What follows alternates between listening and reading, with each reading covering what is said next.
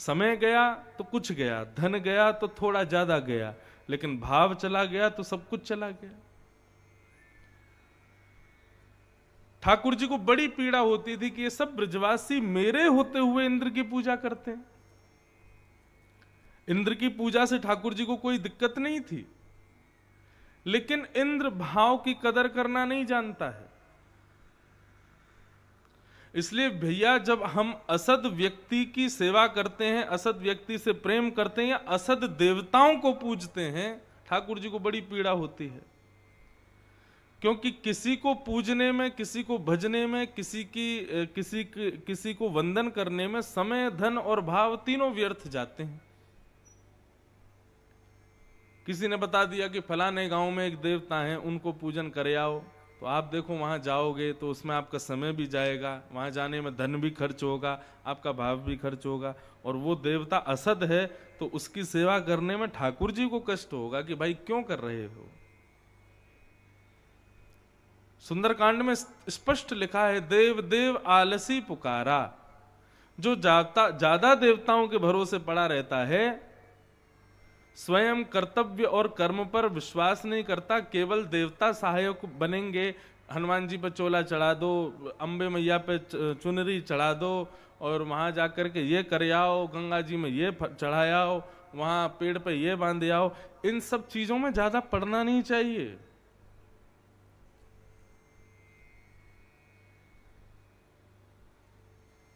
अभी ये समय चल रहा है, इतने बजे निकलना है, इतने इससे पहले निकल गए तो ये असद हो सकता है, ये इतना ज्यादा स्वयं को जो है शक में मत डालिए। यात्रा करने जा रहे हो तो पहले गाड़ी की परिक्रमा लगाओ, उसके बाद नारियल फोड़ो, फिर निकलो, तभी यात्रा मंगलमय होगी। सब चीज हमारी बुद्धि में और मन में विद्यमान है।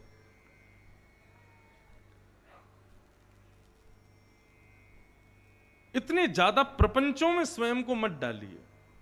मैं तो लोगों से निवेदन करता हूं कि ज्यादा नियम भी मत बनाओ, अपने नियम रखो, कोई एक सद नियम रखो, लेकिन जो सुबह सुबह बहुत ज्यादा नियम करते हैं ना, ऐसे लोगों से भी थोड़ा उनको समझाना चाहिए, भाई इतने नियम भी मत रखो। सूर्य को जल देना चाहिए, तुलसी जी को प्रणाम करना चाहिए, हनुमान चालीसा पाठ करनी चाहिए, ठाकुर जी की सेवा करके प्रणाम करना चाहिए, इतने नियम तक ठीक है। कई लोगों के नियम सुबह 7 बजे शुरू होते हैं, 10-11 बजे तक नियम ही चल रहे हैं। अभी तो उसका पाठ चल रहा है, आदित्य हृदय स्तोत्र का पाठ चल रहा है, फिर उसके बाद इसका पाठ चल रहा है, इसके बाद इसका पाठ चल रहा है, फिर सूर्य के सामने ये चल रहा है, वहां पर जाके चावल चढ़ा रहे हैं, वहां पर ये कर। इतने नियमों में पढ़ने वाला व्यक्ति सदैव संशय में ही रहता है कि अरे शंकर जी नाराज नहीं हो जाए, क्यों, मैंने उनका तो पाठ किया ही नहीं आज। एक नियम रखो बस, लेकिन सद रखो। भगवान इतनी लॉजिकल बात करते हैं गोवर्धन पूजा के समय कि पिताजी, यदि आप इंद्र को इसलिए वंदन करते हो कि वो बारिश करेगा, ओलावृष्टि नहीं करेगा, हमारे खेतों की रक्षा करेगा, सूर्य ने क्या बिगाड़ा आपका, उसकी भी पूजा करो। बेचारा कभी बिल नहीं भेजता, लेकिन हमारे घर में खूब रोशनी करता है। और ये बिजली विभाग वाले आए दिन बिल भेज देते हैं कि हमने इतनी लाइट दी, इसका बिल भरो। सूर्य कभी भेजते हैं बिल? कभी नहीं भेजते। वायु हमको हवा देती है, श्वास देती है। एक ऑक्सीजन सिलेंडर खरीदने जाओगे कितना महंगा आता है, लेकिन ये वायु देवता हमको 24 घंटे इतनी श्वास देते हैं, हवा देते हैं। कभी बोलते हैं कि भाई हमको भी वेतन दिया करो, कभी भरा करो बिल हमारा भी? नहीं। पिताजी 33 करोड़ देवता मानव की कोई ना कोई इच्छा को पूरा ही करते हैं। सबको वंदन करने लग जाओगे तो फिर निकल गया, पूरा जीवन देवताओं के पूजन में ही निकल जाएगा। एक को वंदन करो बस। बिना भाव के 4 घंटे पूजा करोगे कोई मतलब नहीं बनता, लेकिन भाव से 1 मिनट ठाकुर जी के सामने बैठ करके, नेत्र बंद करके, उनका स्मरण करके पुष्प अर्पित कर दोगे, वो पुष्प ठाकुर जी को स्वीकार है।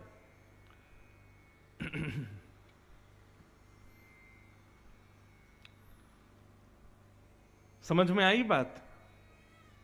ज्यादा प्रपंचों में और ज्यादा नियमों में नहीं रहना चाहिए। अति सर्वत्र वर्जयेत, हर चीज की अति बुरी होती है। मध्यस्थ रखो उसमें। कई लोग आते हैं मुझसे मिलने, बुरा नहीं मानिएगा, उनके हाथ में बहुत सारी अंगूठी और बहुत सारे कड़ूले वड़ूले में देख लेता हूं ना, मुझे लगती है मैंने कि भाई ये तो बहुत प्रपंची व्यक्ति है। क्यों? ज्योतिषी ने कह दिया पुखराज पहनो, इसमें ये पहन लो, इसमें वो पहन लो, इसमें ये पहन लो। कई लोग आते हैं उनकी उंगलियां ही नहीं दिखती, हाथ में अंगूठियां ही अंगूठियां होती हैं।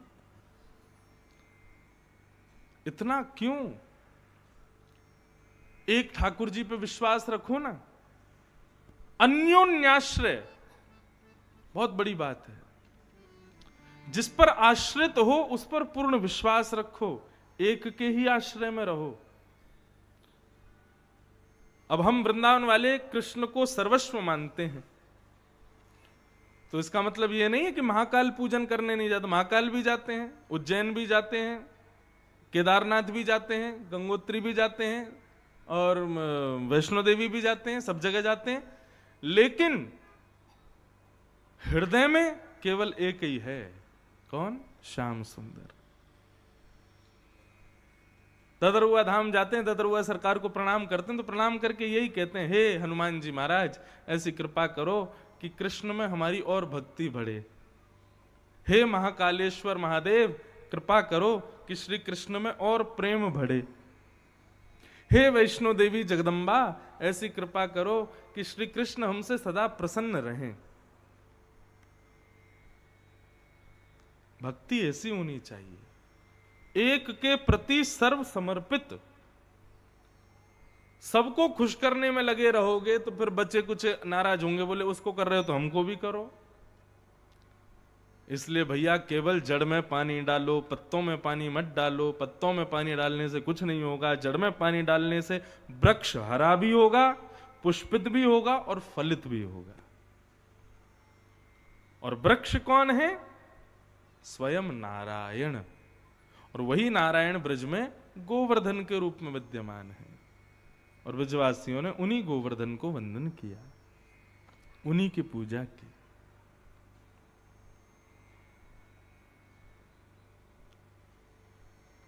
सब ब्रजवासियों को लेकर के ठाकुर जी गए, गोवर्धन पूजन करवाया, गोवर्धन को वंदन करवाया। सब ब्रजवासियों ने परिक्रमा लगाई, मानसी गंगा में स्नान किए, 56 भोग सजाए। और 56 भोग सजाने के बाद में सबने प्रार्थना की तो 4 भुजा वाले श्री गोवर्धन नाथ प्रकट हो गए। श्री गोवर्धन नाथ की जय। सब ब्रजवासी इतने खुश हो गए, बोले लाला इंद्र की पूजा करते करते बुढ़े हो गए, लेकिन या इंद्र ने कभी दर्शन नहीं दियो। आज एक बार की पूजा में ही श्री गोवर्धन नाथ प्रसन्न हो गए, प्रकट हो गए, दर्शन दे रहे हैं। हम तो भैया धन्य है गए, हम तो सौभाग्यवंत है गए। सब ब्रजवासी अपने घर घर की सामग्री लेकर के जा रहे हैं, अपने हाथ से गिरिराज जी को पवा रहे हैं। 4 भुजा वाले श्री गोवर्धन नाथ सबके हाथ की प्रसादी पा रहे हैं। लाओ ब्रजवासियों भोग, लाओ ब्रजवासियों भोग कह कह करके सबको गोवर्धन नाथ पुकार रहे हैं। निज कर से सबने श्री गिरिराज जी का भोग लगाया, और भोग लगाने के पश्चात सब आनंद से नाच रहे हैं, गा रहे हैं, उत्सव मना रहे हैं। इतने में ही इंद्र आए, नारद जी आए, और नारद जी 56 भोग की कुछ सामग्री में से लेकर के और गए इंद्र के पास। इंद्र को जाके सामग्रियां खिलाने लगे। इंद्र से बोले लो मोहन थार खाओ। इंद्र ने खाया, बोले बड़ा स्वादिष्ट लग रहा है प्रभु, कहां से लाए? बोले अच्छा लग रहा है? बोले बहुत बढ़िया लग रहा है। लो रसगुल्ला खाओ। इंद्र ने रसगुल्ला खाया, बोले बड़ा स्वाद है प्रभु, लाए कहां से हो? बोले वो तुम्हारी पूजा बंद हो गई है ना आजकल। ब्रजवासियों ने गोवर्धन की पूजा को स्वीकार कर लिया, आज से प्रारंभ कर दिया, तो 56 भोग बांटे जा रहे थे, मैंने सोचा तुमको भी खिला दूं थोड़ा सा। इंद्र बोला क्या बताया आपने? ब्रजवासियों ने मेरी सेवा बंद कर दी, मेरी पूजा बंद कर दी? बोले जी। बस उसी क्षण इंद्र ने सांवर्तक ऋतुओं को आज्ञा की कि जाकर के इतनी वर्षा करो कि पूरा ब्रजमंडल बह जाए। ये सांवर्तक मेघमाला केवल तब जाती है जब प्रलय करना होता है, इतना पानी गिरता है। सांवर्तक मेघमालाओं ने आकर के जैसे ही बरसना प्रारंभ किया, सब ब्रजवासी त्राहिमाम कह करके दौड़ने लगे। ठाकुर जी बोले दौड़ क्यों रहे हो भा, इतनी जल्दी अविश्वास मत किया करो ठाकुर जी पर। बंधुओं, सब कुछ अच्छा रहे और उस अच्छाई में आप ठाकुर जी का भजन करो, वो आपकी भक्ति की पहचान नहीं है। भक्ति की पहचान होती है जब आपके विपरीत परिस्थिति आए तब भी आपका विश्वास ठाकुर जी के प्रति रहे। एक प्रकार से विपरीत परिस्थिति देकर के ठाकुर जी ये आकलन करते हैं कि इसका मेरे प्रति विश्वास है कि नहीं, अटूट विश्वास। सब बढ़िया चल रहा है, सब प्रसन्न है, सब आनंद में है, उसमें तो कोई भी भक्ति कर लेता है। लेकिन वास्तविक भक्ति तब पता चलती है जब आपकी विपरीत परिस्थिति आती है, आपके जीवन में कष्ट संकट आते हैं, उस स्थिति में आपका विश्वास कैसा है ठाकुर जी तब देखते हैं। क्योंकि हम मानवों की स्थिति ऐसी है, जैसे ही विपरीत परिस्थिति आती है हम सबसे पहले अविश्वास भगवान के ऊपर करते हैं। ऐसा नहीं, सदैव एक रस रहो ठाकुर जी के प्रति, विश्वास को कभी टूटने मत दो। सब ब्रजवासी भागने लगे, दौड़ने लगे। भगवान बोले कि अरे अभी तुमने अपने हाथों से 56 भोग खिलाया, अभी तुमने इतनी सेवा पूजा की, और अब वर्षा होने पर, इंद्र के प्रकोप होने पर तुम सब लोग भाग रहे हो। क्यों भाग रहे हो? सब ब्रजवासी बोले अपनी जान बचाने को भाग रहे हैं। बोले अरे जिनकी शरण में आए हो उन पर विश्वास करो ना, वो रक्षा करेंगे आपकी।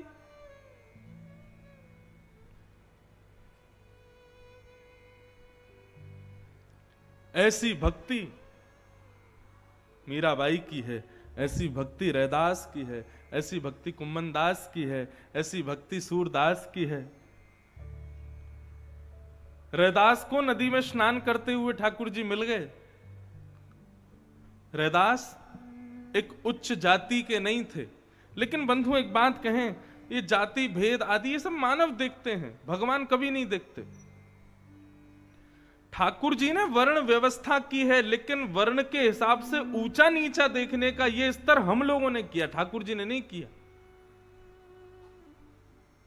ये तो वही बात हो गई, आजकल स्कूल अगर आप देखेंगे तो स्कूल में एक क्लास के 3 सेक्शन होते हैं, A section, B section, C section.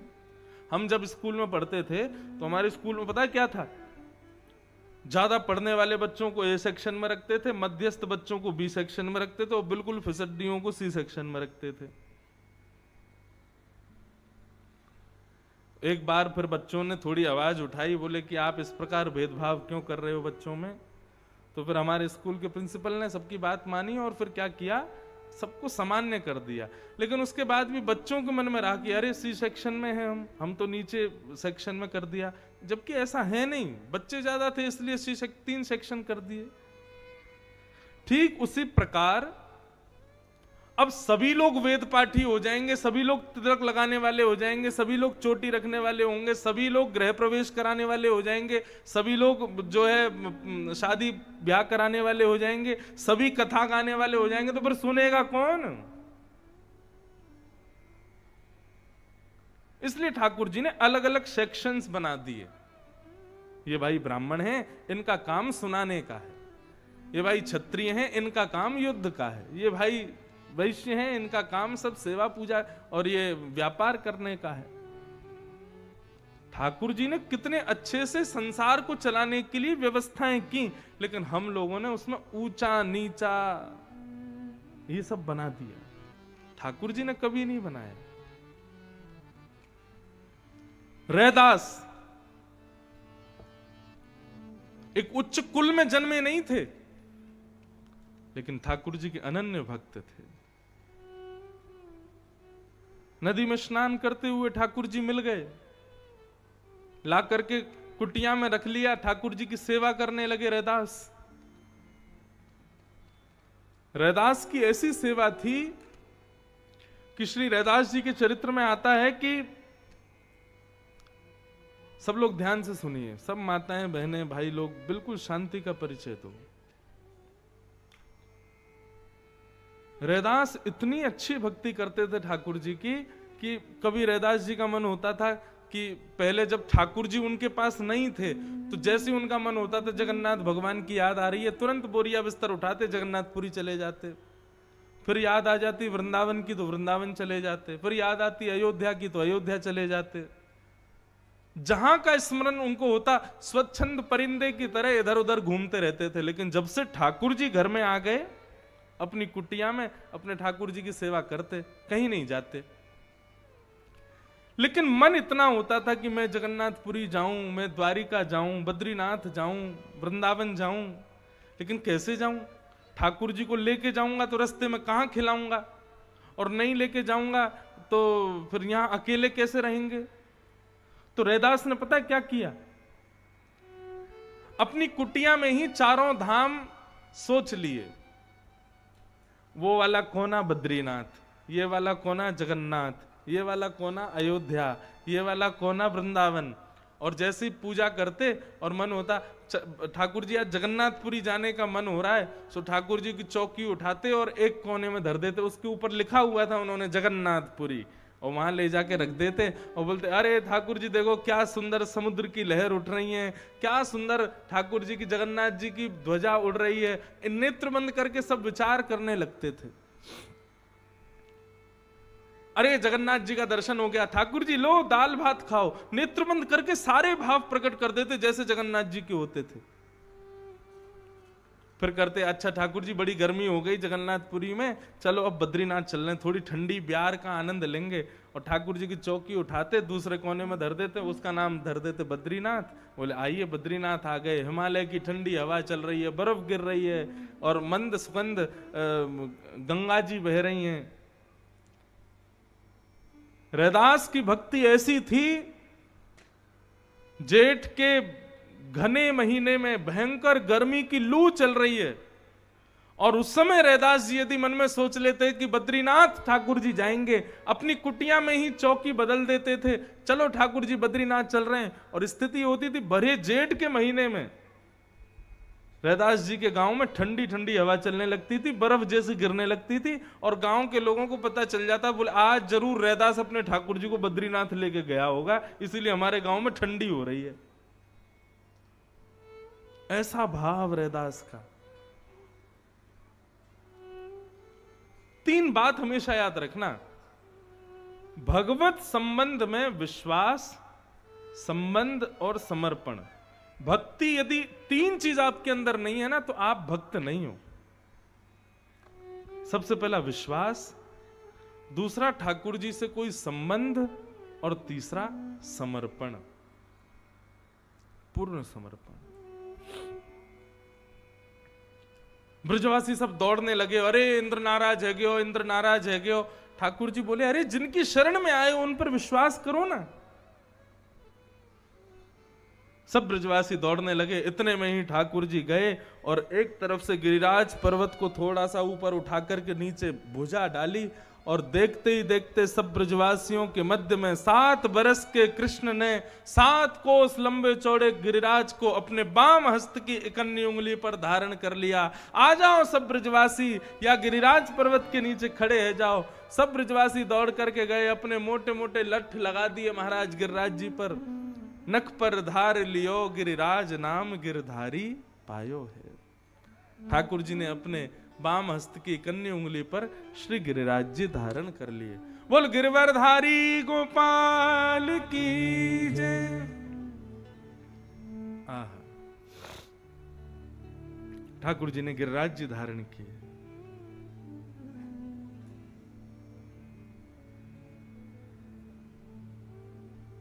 सब ब्रजवासी खड़े हैं, अपने अपने डंडा लगा करके खड़े हैं। जैसे ही मानो गिरिराज जी उठाए, सबने आके अपने डंडा लगा लिए और सब बोले लाला तू चिंता मत करे, हम सबन ने अपने डंडा लगा लिए, तू अपनी उंगली नीचे कर ले। ठाकुर जी बोले तुम्हारे डंडा अंत कछु ना होगा, हटा लो इन्हें।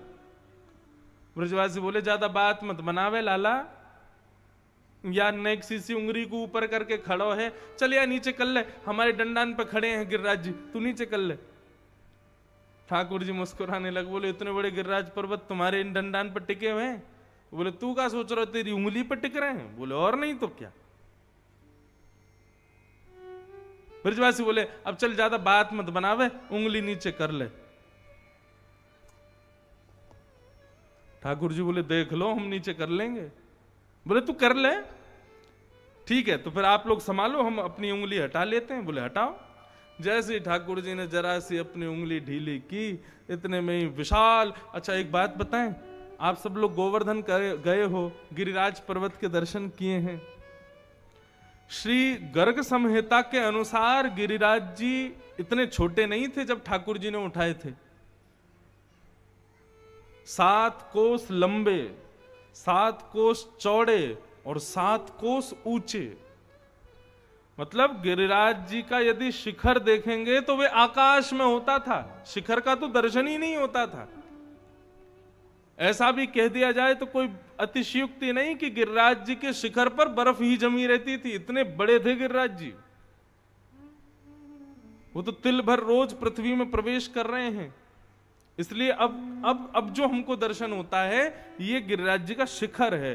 जो ठाकुर जी ने जब गिरिराज जी उठाए थे उस समय ये शिखर आकाश में था। इसीलिए तो ठाकुर जी गैया चराने गिरिराज जी पे जाते थे। अब आप लोग विचार करो, वृंदावन से 20-22 किलोमीटर है।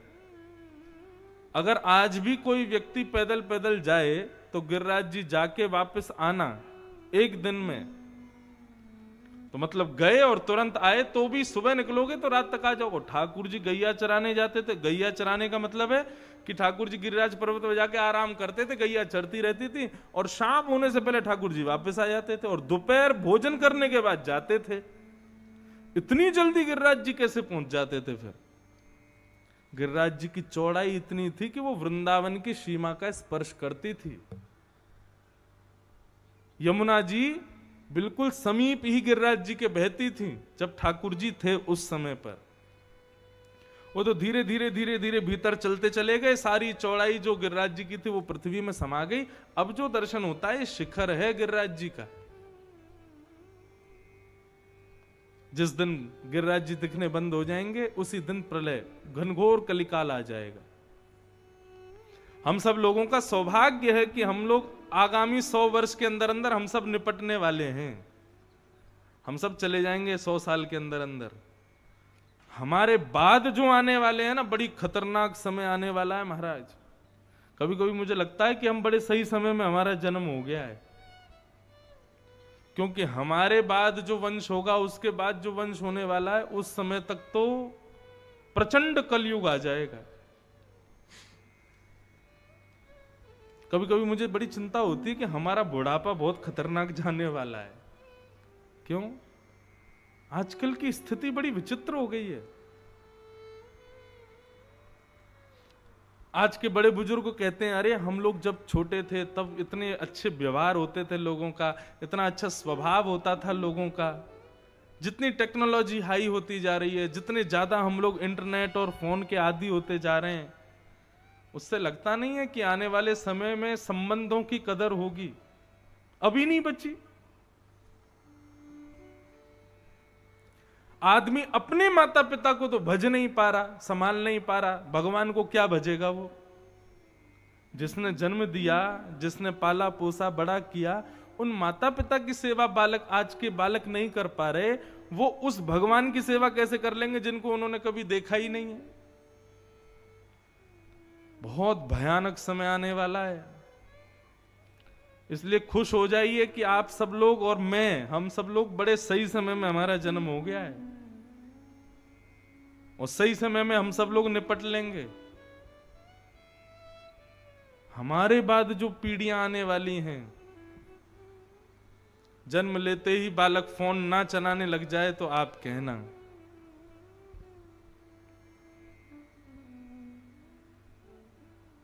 मैं तो स्पष्ट अपनी कथा में कहता हूं कि यही कलयुग है। कलयुग का सतयुग का राक्षस हिरण्यकश्यप, द्वापर का राक्षस, त्रेता का राक्षस रावण, द्वापर का राक्षस कंस और कलयुग का राक्षस ये है फोन। यही है। आप कभी भी देख लो राक्षसों के नियम क्या होते हैं। व्यक्ति को भगवान से दूर करना, व्यक्ति को परिवार से दूर करना। मैं ही सर्वस्व हूं, मुझे भजो, मेरे को ही देखो, मुझे ही प्रणाम करो। आज यही स्थिति हो गई हम लोगों की।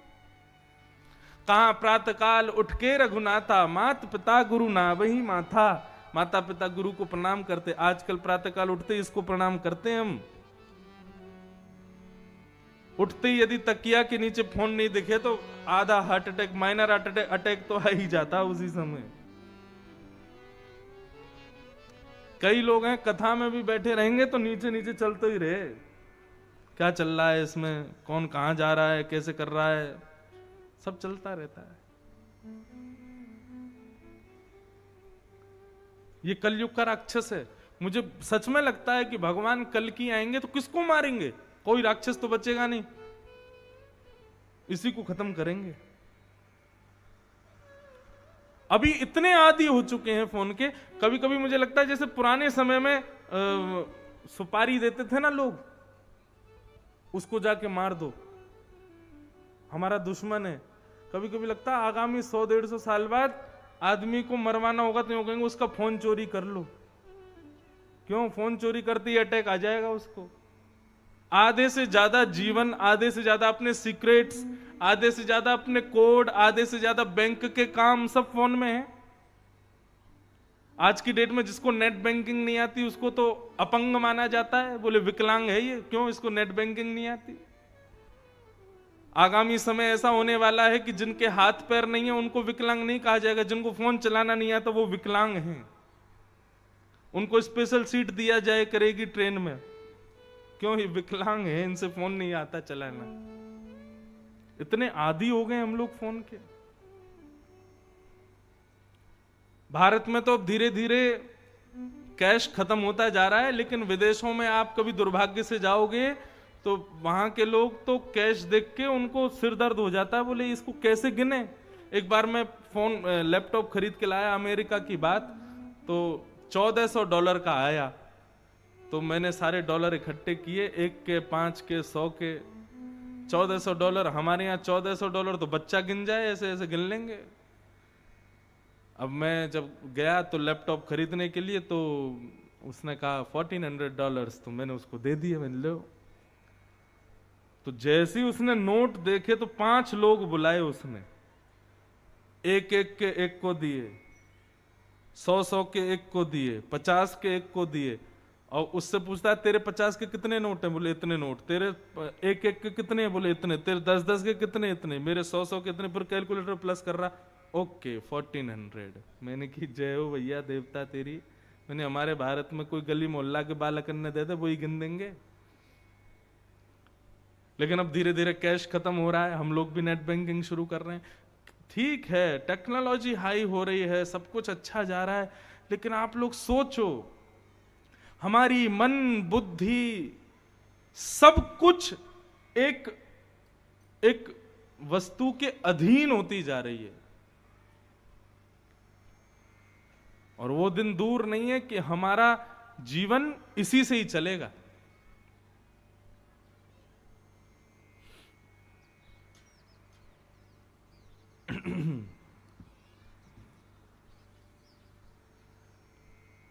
तो भगवान ने नख पर गिरिराज जी धारण किए।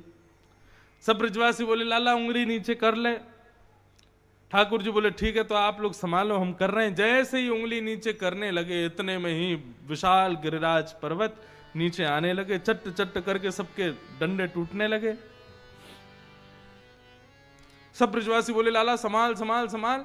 ठाकुर जी ने फिर से उंगली लगाई, गिरिराज जी संभल गए। अब सब ब्रजवासी बोले इतना बड़ा गिरिराज पर्वत, इतना विशाल गिरिराज पर्वत, हमारे मोटे मोटे डंडा टूट गए, यानी लाला ने अपनी पतरी सी उंगली पर उठाए लियो। अरे लाला, तो मैं इतनी शक्ति कहां से आई, तेने इतने बड़े गिरिराज जी कैसे उठाए? हमारे ब्रज में बड़ा प्रसिद्ध सब गाते हैं, कछु माखन को बल बढ़ो, कछु गोपन करी सहाय, श्री राधे जू की कृपा सो मैंने गिरिवर लियो।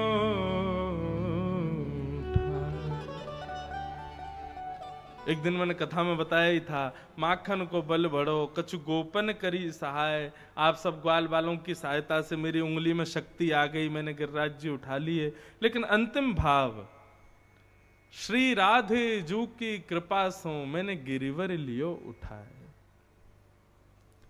श्री राधा रानी की कृपा दृष्टि है गई मुंह पे, वहां से मैंने गिरिराज जी उठा लिए। अब ये राधा रानी की कृपा दृष्टि कैसे भाई? ये सब ठाकुर जी की अंतरंग लीला है, गोपनीय लीला है, ये प्रकट लीला नहीं है। श्री किशोरी जी सन्मुख खड़ी है और उनकी रूप माधुरी को देख करके ठाकुर जी में इतना बल आ गया हो, इतना बल आ गया हो कि गिरिराज जी ऐसे उठा लिए जैसे रुई को फोआ उठा ले, और नक पर धार लियो गिरिराज नाम गिरधार। हम ब्रजवासी तो यूं के लाला ने गिरिराज जी थोड़ी उठाए हैं, वो तो किशोरी जी की सामर्थ्य भाई, किशोरी जी के रूप में इतना तेज हो कि वह तेज को देख करके ठाकुर जी को गिरिराज जी भी रुई के समान हल्के दिखाई पड़े और अपने नक पे उनने धारण कर लिए। वास्तविक गिरिवरधारी श्री राधा रानी है, श्री किशोरी जी हैं। ठाकुर जी तो केवल प्रदर्शन मात्र कर रहे हैं, उंगली पर उठा रहे हैं। लेकिन बंधुओं, एक आध्यात्मिक पक्ष सुनिए, बहुत ध्यान से सुनिएगा। गोवर्धन, गौ किसको कहते हैं? हमारी शरीर की 10 इंद्रियों को गो कहा जाता है। 10 इंद्रियां कौन कौन सी? आंख, नाक, जीभ, कान, त्वचा, ये 5 ज्ञानेंद्रिय। हाथ, पैर, मुख 2 गुप्तेंद्रिय, ये 5 कर्मेंद्रिय। इस प्रकार इस समूह को कहते हैं 10 इंद्रिय, और इसी 10 इंद्रिय के समूह को कहते हैं गो। और इन 10 इंद्रियों का कृष्ण भक्ति में जो वर्धन करता है उसका नाम है गोवर्धन। आप लोग गिरिराज जी जाते हो परिक्रमा लगाने के लिए, किस भाव से जाते हो? हमारे खेत में बढ़िया फसल है जाए, या बेटा को बढ़िया ब्याह है जाए, या किसी भी कामना से जाते हो। वास्तव में आप अन्य अन्य किसी भी कामना से यदि गिरिराज जी जा रहे हो तो व्यर्थ जा रहे हो। गिरिराज जी जाने का मूल उद्देश्य क्या है? मूल उद्देश्य ये है कि हे गिरिराज बाबा, मोकू आपके दर्शन करवे में तो बड़ा सुख मिले, लेकिन मोकू आपकी कथा सुनने में आनंद ना आवे, तो हे गिरिराज जी ऐसी कृपा करो, मैं परिक्रमा लगा रहा हूं, मेरे इन कानन की आपकी भक्ति सुनवे की इच्छा प्रकट है जाए, या इच्छा से मैं आपकी परिक्रमा लगा रहा हूं। मतलब हमारे यहां रसिकाचार्य कहते हैं, जिस इंद्रिय से आप ठाकुर जी को नहीं भज पाते हो, उस इंद्रिय को केंद्र में लेकर के यदि परिक्रमा लगाई जाए, परिक्रमा पूर्ण होते होते उसी इंद्रिय से आप कृष्ण के प्रति और भक्ति में समर्पित हो जाओगे। नहीं आई बात समझ में? अब कई लोग हैं, उनको प्रसाद पाने में बहुत सुख मिलता है, बाकी कथा सुनने में उनको कोई आनंद नहीं आता, दर्शन करने में उनको कोई आनंद नहीं आता, परिक्रमा लगाने में उनको कोई आनंद नहीं आता। लेकिन कहीं पता चल जाए कि प्रसाद बट रहा है ठाकुर जी का, सोई भागेंगे हाथ आगे करके, बोले नहीं ठाकुर जी को प्रसाद पानो है, ठाकुर जी को प्रसाद चाहिए। तो प्रसाद में तो सुख है, लेकिन कथा में नहीं है, दर्शन में नहीं है। तो ऐसे लोगों को गिरिराज जी की परिक्रमा करनी चाहिए कि हे गिरिराज बाबा, हमारे आंखन को इतना प्रेम प्रदान करो कि इनसे दर्शन में भी सुख मिले, हमारे कानन को इतनी शक्ति प्रदान करो कि कहीं कथा हो तो इनकी सुनवे की इच्छा होवे। वे गोवर्धन हैं, इंद्रियों का वर्धन करते हैं कृष्ण भक्ति में। एक बात स्पष्ट कर दें, आप ठाकुर जी की यदि कोई एक इंद्रिय से भक्ति करते हो और अन्य इंद्रियों से नहीं करते, तो जिस इंद्रिय से भक्ति नहीं करते हैं उसी इंद्रिय से पाप करने लग जाओगे। यह स्पष्ट है।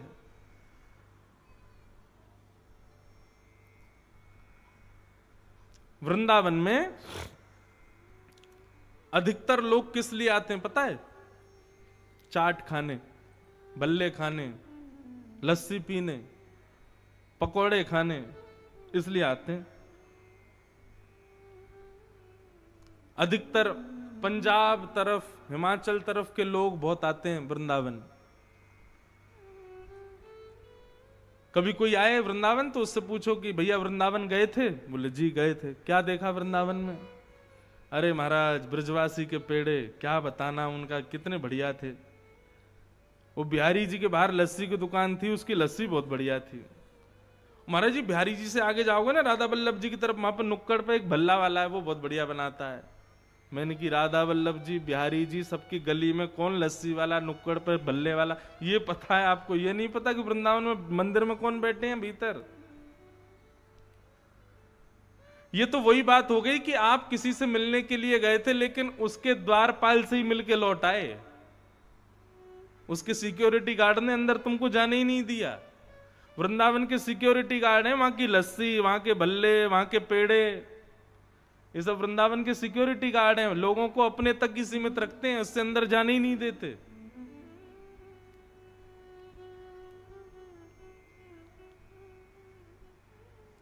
अपनी प्रत्येक इंद्रिय से भक्ति करो। नेत्रों से देखने में सुख मिले, कानों से सुनने में सुख मिले, मुख से बोलने में सुख मिले, हाथों से करताल बजाने में सुख मिले। अब मैं बोलता हूं ताली बजा के गाओ, तो कई लोग तो ताली बजाते हैं, कई लोग तो फिर भी नीचे यूं यूं करते रहते। बोले कहा करें, समय काटना है। ताली ऐसे ही नहीं बजवाई जाती है, ताली इसलिए बजवाई जाती है, ये इंद्रियां कर्म करवाती हैं हमसे। अब कोई आदमी यदि किसी को गोली मार दे, उसको जेल हो जाए, तो वो यूं कहेगा कि मुझे फांसी मत चढ़ाओ, मेरे हाथ को फांसी चढ़ा दो। क्यों? इसने गोली मारी थी, मैंने थोड़ी मारी है। अरे हाथ कोई अलग है, तुम्हारा ही तो है। इसी हाथ से करताल बजाओगे ठाकुर जी के कीर्तन में, तो ये हाथ पवित्र होंगे।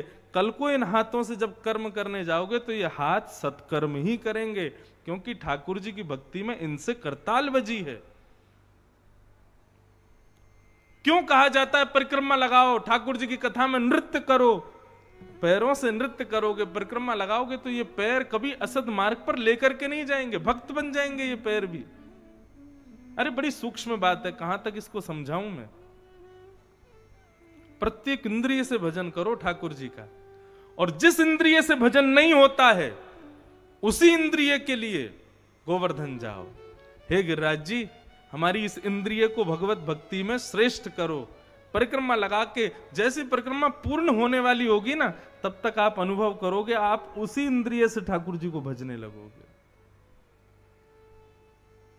ऐसे हैं श्री गोवर्धन, इसलिए उनका नाम है गो, यानी इंद्रियां। उसका कृष्ण भक्ति में जो वर्धन करे वो गोवर्धन। गोवर्धन की परिक्रमा की प्रथा इसलिए नहीं है कि हमारी मनोकामना पूरी हो, बल्कि इसलिए हमारी इंद्रियां ठाकुर जी की हो जाएं, इसलिए गोवर्धन की परिक्रमा है। बंधुओं, आज की कथा ज्ञान, वैराग्य आदि आदि सब चीजों से कल तक सब हो गया। अब आज से तो प्रेम भक्ति की कथा और प्रेम की चर्चा सबको समझ में नहीं आती है, इसलिए बहुत ध्यान से सुनिएगा। ठाकुर जी की भक्ति करना सब जानते हैं, पूजा करना सब जानते हैं, सेवा करना सब जानते हैं, लेकिन ठाकुर जी से प्रेम हर कोई नहीं कर पाता। इसलिए हमारे नाना जी तो निवेदन करते थे कि लाला ये प्रेम की चर्चा ठाकुर जी की सब जगह कहने को विषय ना है, इसका केवल स्पर्श मात्र किया करो, क्योंकि सब योग्य नहीं होते उसके।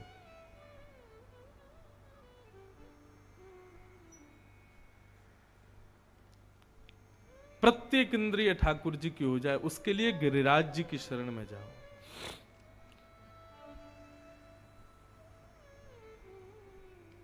ठाकुर जी ने गिरिराज जी 7 दिन 7 रात्रि पर्यंत अपने नख पर धारण करके रखे। 7 दिन के बाद जब इंद्र ने वर्षा बंद की, तब ठाकुर जी ने गिरिराज जी को पुनः व्यवस्थित किया।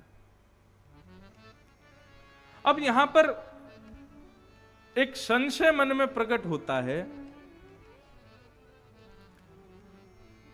कर्तुम अकर्तुम अन्यथा कर्तुम समर्थ ईश्वर।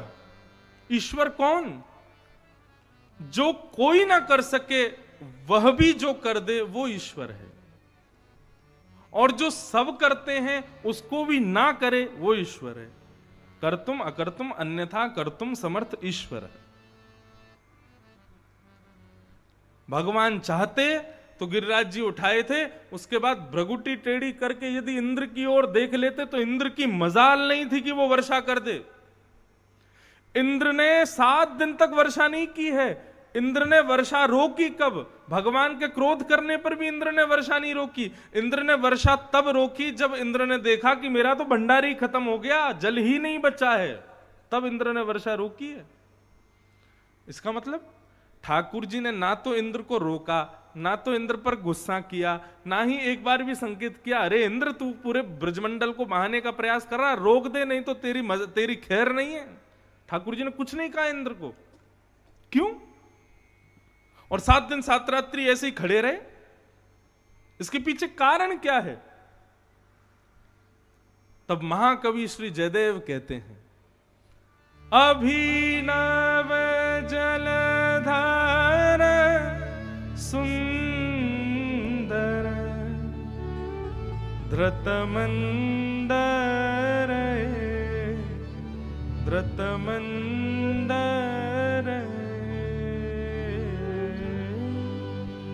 श्रीमुख चंद्र चकोर जय जय देव हरे। जयदेव महाप्रभु।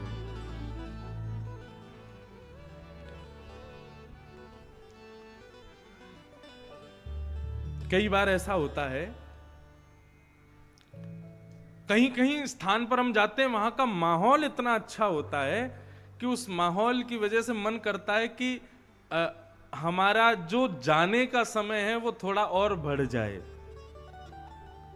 चाहे आप किसी के विवाह में गए हो, किसी के घर गए हो, किसी व्यक्ति से मिलने गए हो, किसी स्थान पर गए हो, तो वहां पर कई बार ऐसा मन करता है अरे शाम क्यों हो रही है, अरे इतनी जल्दी समय क्यों जा रहा है, हमको थोड़ी देर और बैठना है, यहां से जाने का समय ही नहीं आवे, अरे भाई ट्रेन का समय क्यों हो रहा है, लेट क्यों नहीं हो रही है, फ्लाइट का समय क्यों हो रहा है, लेट क्यों नहीं हो, ऐसा होता है कई बार। तो ठीक वैसे ही जब ठाकुर जी ने गिरिराज पर्वत धारण किए तो सामने श्री राधा रानी आकर के खड़ी हो गई, और जैसे ही राधा रानी आके खड़ी भई, उनके सुकोमल मुखमंडल को देख करके ठाकुर जी इतने आनंदित हो गए कि खड़े ही रहे। मन में ये भाव भी नहीं आया कि मैं इंद्र को कह दूं कि भैया तू वर्षा बंद कर दे, ताकि वर्षा बंद है जाएगी तो मैं गिरिराज जी नीचे धरूं, हाथ में कष्ट है रहो। बोले नहीं, ये वर्षा चलती रहे, अनवरत में ऐसे ही खड़ा रहूं। क्यों? क्योंकि सामने श्री राधा रानी खड़ी हैं, इनको देखने का, इनके दर्शन का अवसर मिल रहा है, ये अवसर कहीं चला नहीं जाए। इस दिन 7 दिन 7 रात्रि पर्यंत ठाकुर जी गिरिराज जी धारण करके रखे। जयदेव महाप्रभु कहते हैं, राधा मुख चंद्र चकोर जय जय देव हरे। श्री किशोरी जी को देखने में इतने उत्सुक हो गए ठाकुर जी, बल्कि और कह रहे हैं इंद्र से, बोले जितनो तेरो भंडार है सब कर तो ही रहे, 7 दिन तक 7 रात्रि तक, अरे 7 वर्ष तक भी यदि किशोरी जी सामने खड़ी हैं तो मैं ऐसे ही खड़ा रहूंगा ताकि इनको दर्शन कर सकूं। अपलक नेत्रों से श्री किशोरी जी को देखने के इच्छुक हैं, इसलिए ठाकुर जी ऐसे खड़े हैं।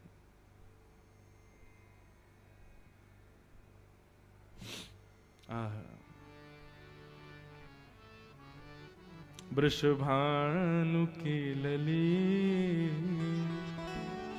सांवरियों से नेहरा लगा के चली, हरि वृषभानु की लली सांवरियों से नेहरा लगा के चली, हरि वृषभानु की लली सांवरियों से नेहरा लगा के चली, हरि वृषभानु की लली सांवरियों से नेहरा लगा के चली। अरे हाँ, सांवरियों से नेहरा लगा के चली,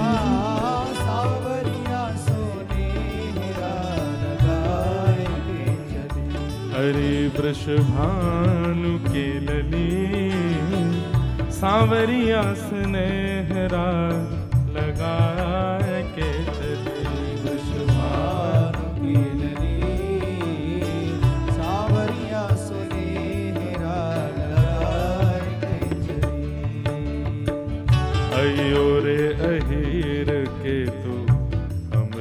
गली अयो रे अहीर के तू अमरी गली। चंदन छिड़कूं लाला तेरी पगड़ी। अरे हाँ चंदन छिड़कूं लाला तेरी पगड़ी। अरे वृषभानु की लली सांवरिया स्नेहरा लगा के चले। अरे वृषभानु की लली सांवरिया स्नेहरा लगाए के चली। अरे हाँ सांवरिया स्नेहरा लगा के चले। सांवरिया स्नेहरा लगाए के चली। तो ये वृंदावन रस की चर्चा है कि ठाकुर जी ने 7 दिन 7 रात्रि गिरिराज जी यामारे उठाए, क्योंकि सामने किशोरी जी खड़ी हैं। अगर इंद्र ने वर्षा बंद कर दी, मैंने गिरिराज जी नीचे धर दिए, तो फिर किशोरी जी चली जाएंगी, इनके दर्शन का सुख मुझे नहीं मिलेगा। इसलिए किशोरी जी कहीं जामे भी ना, गिरिराज जी नीचे धरने भी ना पड़े यामारे। 7 दिन तक ठाकुर जी ने भी इंद्र को नहीं कहा कि भाई वर्षा बंद कर दे, चलन दे। किशोरी जी सामने खड़ी हैं, इनके दर्शन करते रहेंगे और गिरिराज पर्वत धारण करके खड़े हैं। बड़े इतने इतने भाव हैं गिरिराज पर्वत धारण के, उन्हीं पे ही पूरे प्रसंग हो जाएंगे। ठाकुर जी ने गिरिराज जी धारण किए, 7 दिन बाद व्यवस्थित करके अपने सुव्यवस्थित स्थान पर उनको विराजमान कर दिया। इंद्र ने आकर के भगवान से क्षमा मांगी और क्षमा मांगते हुए भगवान से कहा कि प्रभु आप मेरे भगवान हो, आप मेरे पिता हो, गुरु हो, मुझे दंड दीजिए। माता पिता और गुरुजनों को चाहिए, बहुत ध्यान से सुनिए सब लोग,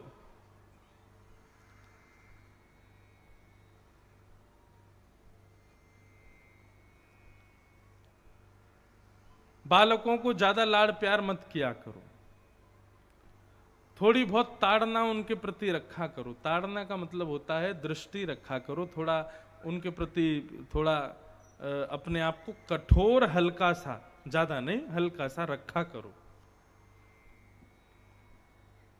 तभी वो बालक श्रेष्ठ बन पाएंगे। जिन बालकों ने अपने माता पिता से कभी गाली नहीं खाई, जिन बालकों ने अपने माता पिता से कभी पिटाई नहीं पाई, वो बालक जीवन में कोई श्रेष्ठ व्यक्तित्व नहीं बन पाते। इसलिए माता पिता को चाहिए ज्यादा लाड़ प्यार बालकों को ना किया करें। लालनाद बहुवो दोषात ताड़नाद बहुवो गुणात तस्मात् पुत्रम च शिष्यम च ताड़येत न तु लाड़येत। शास्त्र आज्ञा करते हैं लाड़ में बड़े दोष होते हैं और ताड़ना में बड़े गुण होते हैं। तस्मात् पुत्रम च शिष्यम च ताड़येत न तु लाड़येत।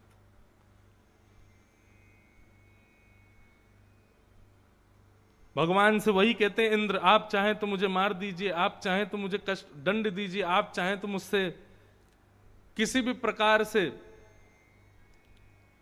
मेरे को दंडित करिए, ताड़ना कीजिए। लेकिन ठाकुर जी ने इंद्र को क्षमा कर दिया। इंद्र ने स्तुति गाई, भगवान ने क्षमा कर दिया। आगे ठाकुर जी के गायों ने अभिषेक किया और भगवान का नाम गोपाल गोविंद रखा। गायों ने भगवान का नाम रखा है गोविंद। ये ठाकुर जी को बड़ा प्रिय है ये नाम गोविंद। कुंती स्तुति में वर्णन करते हैं कि जो व्यक्ति गोविंद कहकर के ठाकुर जी को पुकारता है, एक क्षण के लिए सही, एक हवा के झोंके के सहित ही सही, ठाकुर जी उसका स्पर्श जरूर करने आते हैं। कहीं कोई कष्ट में तो नहीं है। इसलिए बंधुओं, जब भी कभी कोई बहुत कष्ट वाली स्थिति आए ना, तो ठाकुर जी को गोविंद कह करके पुकारो। लेकिन ठाकुर जी आते उसी के पास हैं जो निरंतर पुकारता रहता है। वैसे तो कभी नहीं पुकारता, लेकिन जीवन में कष्ट आए तब पुकारेगा, उसके लिए ठाकुर जी नहीं जाएंगे। जो प्रसन्नता में भी पुकारता है, जो हर स्थिति में पुकारता है, ऐसा व्यक्ति यदि कष्ट में आ जाए और गोविंद बोले, तो निश्चित है कि एक हवा के झोंके के रूप में ही सही ठाकुर जी आएंगे जरूर। अति प्रिय नाम है ठाकुर जी को गोविंद। एकादशी व्रत की कथा बताई गई और तत्पश्चात रास पंचाध्याय प्रारंभ हुआ। अब यहां से रास की कथा प्रारंभ होती है, बहुत ध्यान से सुनिएगा। रास,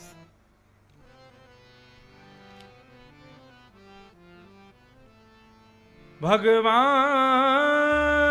पिता रात्रि शरदोत्फुल्ल मल्लिका विक्षरन्तुं मनश्चक्रे योगमायामुपाश्रित।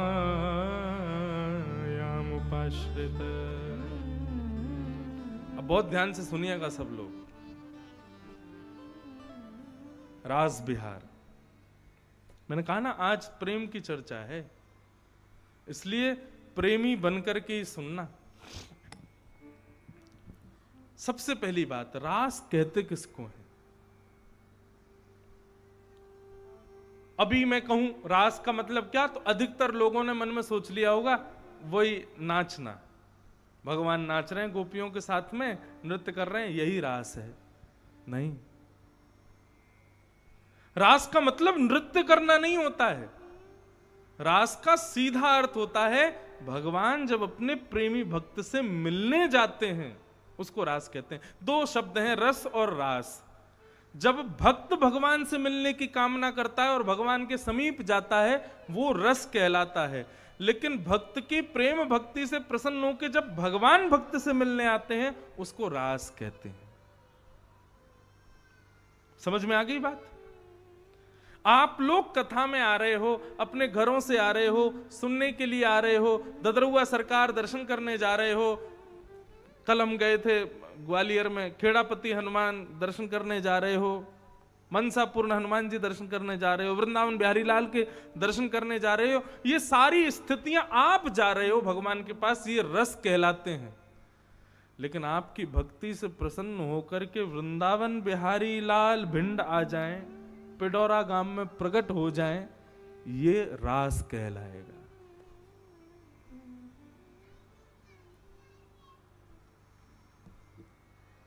रास हुआ है। लोग कहते हैं हमारे, अब यहां ददरुआ धाम में पूज्य हनुमान जी विराजमान है, आज महाराज जी भी पधारे हैं वहीं से। हनुमान जी किसी ने आके विराजमान तो किए नहीं, जरूर निश्चित ही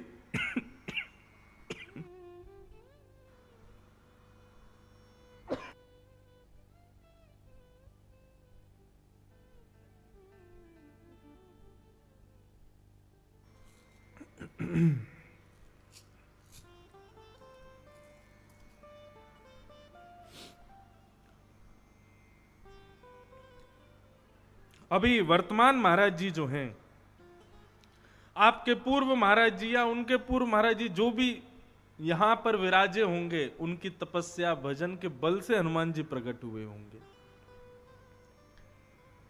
रास हुआ था वहां पे। क्यों?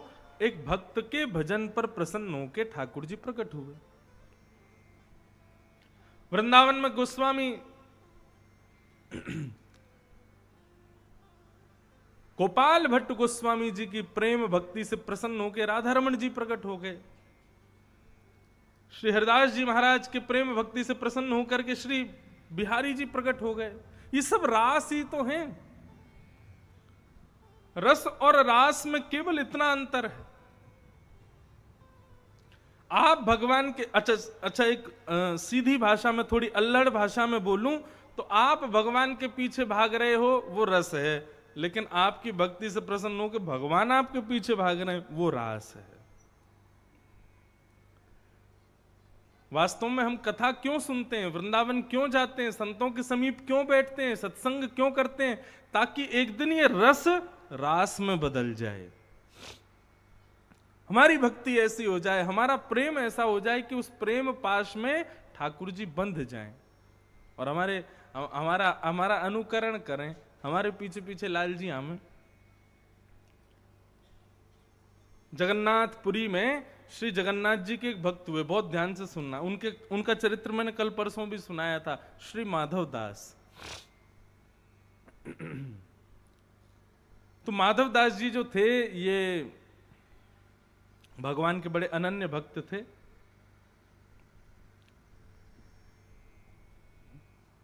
रास किसको कहते हैं ये बता रहे हैं। तो जगन्नाथ जी के दर्शन करने के लिए गए और जगन्नाथ जी से बोले, हे जगन्नाथ महाप्रभु, मैं आपसे आज्ञा लेने आया हूं कि मैं अब वृंदावन दर्शन करने के लिए जा रहा हूं। बहुत ध्यान से सुनिएगा। तो जगन्नाथ जी उनके अंतःकरण में प्रेरणा से बात करते थे। तो जगन्नाथ जी ने अंदर अंदर प्रति उत्तर दिया, बोले क्यों जा रहे हो, तुमको पता नहीं है हम तुमको देखे बिना रह नहीं पाते हैं। भक्त भगवान को देखे बिना नहीं रह पाता, ऐसा ही नहीं है, भगवान भी बिना भक्तों को देखे रह नहीं पाते, उनको भी अपने भक्तों का दर्शन चाहिए। जगन्नाथ जी बोले हमको भी लेके चलो, हमको भी अपने साथ वृंदावन ले चलो। माधवदास जी बोले देखो, हम तो कहीं भी खाने वाले, कहीं भी रहने वाले, कहीं भी पी लेते हैं, कहीं भी सो जाते हैं, कहीं भी अपना गुजर बसर कर लेते हैं, ऐसे अपनी पूरी यात्रा निकालने वाले हम हैं। आप हमारी तरह नहीं रह पाओगे। आपको तो 8 बार तो भोग लगता है दिन में, वृंदावन में भगवान को भोग लगता 8 बार। कैसे कैसे भोग लगेगा?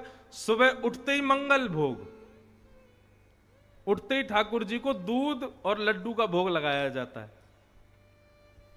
मंगल भोग के बाद में फिर आएगा ठाकुर जी का बाल भोग, जिसको नाश्ता कहते हैं।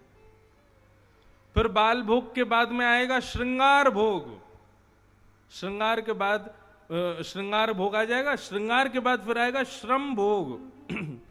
अच्छा, श्रम भोग के बारे में आप सुनेंगे तो इतना आनंद आएगा। ये श्रम भोग क्यों लगता है ठाकुर जी को? बोले कि पुजारी जी ने ठाकुर जी का श्रृंगार किया ना, गले में माला पहनाई, हाथों में बाजूबंद पहनाए, सिर पर मुकुट पहनाया, तो ठाकुर जी थक गए श्रृंगार कराने में। इसलिए श्रृंगार कराने में थक गए तो थकान का भोग आता है ठाकुर जी को। अरे मैंने कि भाई ये बढ़िया है, 8 बार भोग लगाते हैं ठाकुर जी। माधवदास जी बोले आप हमारे साथ नहीं जा पाओगे, आपको 8 बार भोजन चाहिए होता है, और रास्ते में कहां आपके लिए भोजन लेके आऊंगा, कहां रोटी लाऊंगा, कहां आपकी व्यवस्था करूंगा।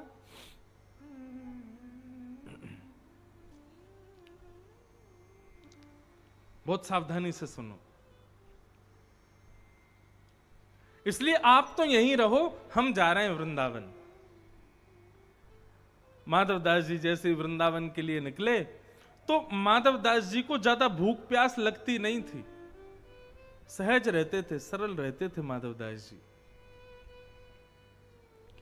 चलते चलते शाम हो गई, एक नगर में पहुंचे, गांव में पहुंचे। गांव में पहुंचते ही वृक्ष के नीचे बैठे थे माधवदास जी और विचार कर रहे थे, भैया कोई भक्त मिलेगा, कोई आता जाता दिखेगा तो उससे कुछ एक आध रोटी मांग लेंगे, खा लेंगे, अपना बसर करेंगे।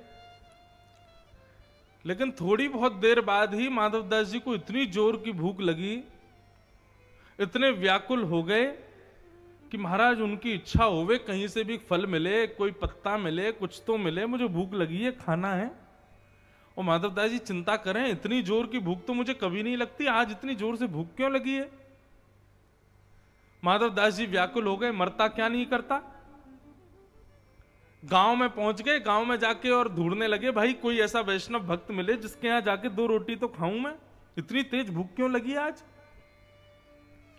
तभी एक बूढ़ी माता जी के घर में प्रवेश किया, उनसे कहा मैया हम जगन्नाथपुरी से आए हैं, वृंदावन जा रहे हैं, बड़ी जोर की भूख लगी है, आप थोड़ी रोटी खिला दोगी? मैया बोली हाँ बैठो, हम खिलाते हैं अभी। मैया लाई थाली सजा के, माधवदास जी तुरंत महाराज टूट पड़े, भोजन करने लगे जोर जोर से। बोले आज पता नहीं क्या हो गया, जीवन में इतनी भूख कभी नहीं लगी, आज इतनी क्यों लग रही है? मैया पंखा जलते जलते बोली बाबा आप बड़े निर्दयी हो। माधवदास जी बोले ऐसा क्यों कह रही हो मैया? अरे नहीं बाबा आप बड़े निर्दयी हो, इतना सुंदर, इतना सुकोमल, इतना प्यारा संग में बालक लेके घूम रहे हो, उसको भोजन नहीं करा रहे हो, अकेले अकेले ठूस रहे हो। माधवदास जी बोले कौन बालक? बोले तुम्हारे बगल में जो बैठा है, देखो इसकी आंखें कितनी प्यारी, इसके गाल कितने प्यारे, छोटा सा बालक। अरे मुझे तो दया आ रही है, इसकी माँ ने इसको कैसे दे दिया होगा आपको, और आप इतने निर्दयी अकेले पूरी थाली खा रहे हो, उससे पूछ भी नहीं रहे हो। अरे बेचारा वो भी भूखा, तेरा उसको भी खिलाओ। माधवदास जी रुक गए, बोले मैया कौन सा बालक, यहाँ कोई नहीं बैठा। अरे तुम्हारे बगल में बैठा बाबा, आंखन ने खोल के देखो, इतनी रोटी में बावले हो गए, बालक नहीं दिखाई दे रहा है। माधवदास जी समझ गए, बोले ये कोई बालक फालक नहीं, जगन्नाथ जी संग में आ गए मेरे। और अब पता चली मुझे भूख इतनी तेज क्यों लग रही थी, बोले ये संग में चल रहे हैं। तब माधवदास जी ने प्रणाम किया, बोले जय जय, मैंने मना किया था ना, आप मत चलो साथ में, रास्ता बड़ा दुर्गम है, कहाँ रोटी खाओगे, कहाँ सोओगे, कैसे गुजर बसर करोगे, आप मानते नहीं हो, चले आए साथ में। और माधवदास जी को दिख नहीं रहे थे ठाकुर जी, बस चलते चलते माधवदास जी को अनुभव होता था कि कोई कंधे पर बैठा है, थोड़ा भार जैसा लगता था। अब जहां कहीं भी रुकते, बेर मिलते, फल मिलते, कोई भोजन देता, तो पहले उसको थोड़ी देर किनारे रखते, आंख बंद करके बैठे रहते, ये भाव रखते कि जगन्नाथ जी पहले भोग लगा लें फिर मैं खाऊंगा। वृंदावन पहुंचे। वृंदावन जैसे पहुंचे तो बिहारी जी का दर्शन करने के लिए गए, तो पता चला कि अभी बिहारी जी श्रृंगार करा रहे हैं अपना। माधवदास जी एक भक्त के यहाँ गए, भक्त के यहाँ से बहुत सारे चने इकट्ठे कर लिए, और चने इकट्ठे करके जमुना जी के किनारे बैठ गए, और जमुना जी के किनारे जाकर के एक आसन बिछाया, आसन पर भाव रखा, जगन्नाथ जी बैठे हैं, और सामने पात्र में चने रख दिए, और चने रख के कहा ठाकुर जी आज अब भोजन अभी तक तो मिला नहीं है, इसी का भोग लगाओ, बिहारी जी की राजभोग हो जाएगी तब कुछ पाएंगे। भोग आदि लगा के चना वना खा करके जैसे ही माधवदास जी बिहारी जी का दर्शन करने के लिए गए, तो स्वामी श्री हरिदास जी महाराज भीतर से निकल के आए, और भीतर से निकल के आके बोले तुम माधवदास हो क्या? माधवदास जी आश्चर्य, आपको कैसे पता कि मैं माधवदास हूं? बोले अरे आज तेने बड़ो बड़ो कियो। माधवदास जी बोले मैंने क्या कर दिया? बोले हमने ठाकुर जी के सामने पूड़ी कचौड़ी बेड़ई सब्जी और जलेबी इमरती जाने कितने 56 भोग बना के धरे, लेकिन ठाकुर जी ने मुंह टेढ़ो कर लियो। बोले क्यों टेढ़ो कर लियो? बोले ठाकुर जी बोले अरे आ या माधवदास आयो है जगन्नाथपुरी थे, और यानी इतने सारे चना खवा दिए कि मेरो पेट भर गयो, अब मुकु कछु खावे की इच्छा ना है रे। माधवदास जी आश्चर्यचकित हो गए, बोले जय हो नाथ, मैं तो ऐसी सहज निवेदन करता ठाकुर जी स्वीकार कर लेते हैं। कहां तक सुनाऊं बंधुओं, इस स्थिति को रास कहते हैं जो माधवदास के साथ होती थी, इसको रास कहते हैं। रास सुनने का विषय नहीं है, रास देखने का विषय नहीं है, रास करने का भी विषय नहीं है, रास अनुभूति का विषय है। और ये रास एक ना एक दिन होगा, जब भक्ति के पथ पर चलोगे आपको भी अनुभव होगा। ठाकुर जी बगल में ही बैठे हैं, अरे देखो मेरी आधी रोटी खा गए, मेरे संग तो होता है खूब। हम ग्वालियर में जहां रुके हैं तो वहां ऊपर किला है, नीचे ही घर है, तो जिस कमरे में हम रुके हैं वहां हमारे ठाकुर जी बैठे हैं, तो हम यहाँ कथा करने आते हैं, खिड़की खोल के आते हैं, ठाकुर जी को खिड़की के पास बैठा देते हैं। मैंने आप बढ़िया किला देखते रहो, वहीं बाहर हनुमान जी का मंदिर है, तो मन में भाव आता है कि श्री हनुमान जी ठाकुर जी को कंधा पे बैठा के पूरे ग्वालियर में घुमाते होंगे, ऐसा भाव करके आते हैं। तो शाम को जब हम जाते हैं तब तक ठंडी हवा चलने लगती है और खिड़की खुली रहती है। तो आज इसीलिए हमको जुकाम हो गया, क्योंकि हमारे ठाकुर जी को ठंडी लग गई है। ये रास है।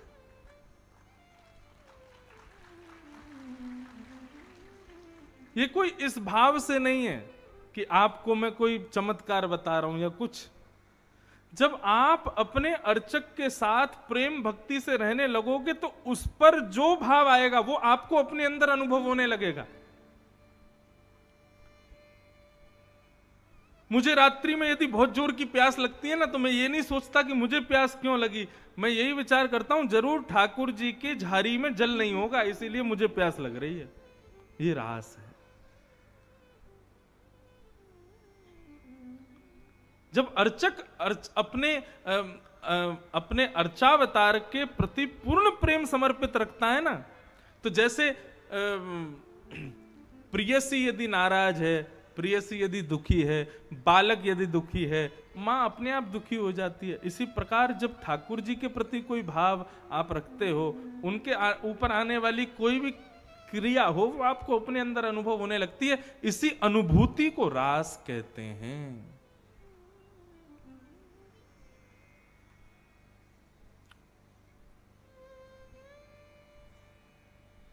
रस और रास, ये दो स्थिति।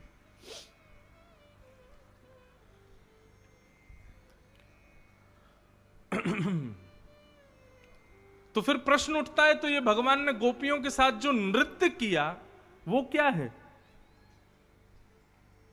तो बंधुओं, नृत्य जो होता है ना, वो करना नहीं पड़ता। जब बहुत अच्छा समय आता है या बहुत सुखद अनुभूति होती है तो नृत्य अपने आप होने लगता है। बेटा यदि घोड़ी पे बैठा है, शादी हो रही है, तो पिता से नाचना ना भी आता हो, लेकिन फिर भी अपने बेटा को घोड़ी पे देख के वो इतना खुश हो जाता है कि नाचने लगता है, कहीं भी हाथ पैर मारने लगता है। ठीक उसी प्रकार आज श्याम सुंदर गोपियों से मिलने के लिए आए, तो गोपियां इतनी प्रसन्न हो गई, इतनी आनंदित हो गई कि आनंद में आकर के कुछ सूझा नहीं तो नाचने लगी। इसलिए हमने उसको नृत्य का रूप दिया। लेकिन वह नृत्य रास है, ये गलत बात है। रास का मतलब नृत्य नहीं होता। रास का मतलब जब परमात्मा अपने प्रेमी भक्त से मिलने का मन बनावे। दो बात हैं, भक्त भगवान से मिलने का मन बनावे ये साधारण बात है, लेकिन भगवान भक्त से मिलने का मन बनावे यही रास विशेष बात है। हमारी स्थिति अभी ऐसी हुई नहीं है कि भगवान हमसे मिलने का मन बनाए। हम ऐसे हैं ही नहीं, हम में कोई ऐसी योग्यता ही नहीं, हम में ऐसी कोई विशेषता ही नहीं। अपने आप को इतना योग्य उनके लिए नहीं बताओ कि कोई राजनेता तुमको बुलावे, कोई बहुत बड़ा मिनिस्टर तुमसे मिलने का मन बनावे। अपने आप को इसके योग्य बनाओ कि ठाकुर जी तुमसे मिलने का मन बनावे।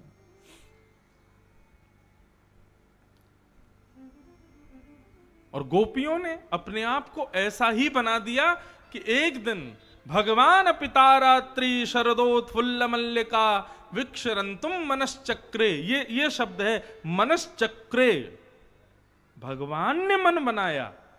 अरे महाराज, इसके लिए तो देवता भी तरसते हैं कि भगवान हमसे मिलने का मन नहीं बनाते और इन गोपियों से मिलने के लिए मन बना रहे हैं, इन गोपियों से मिलने के लिए ठाकुर जी जा रहे हैं। मनश्चक्रे योग मायाम उपाश्रित, भगवान ने गोपियों के साथ रास करने का मन बनाया। कितनी योग्य बात है ये, कितनी विशेष बात है।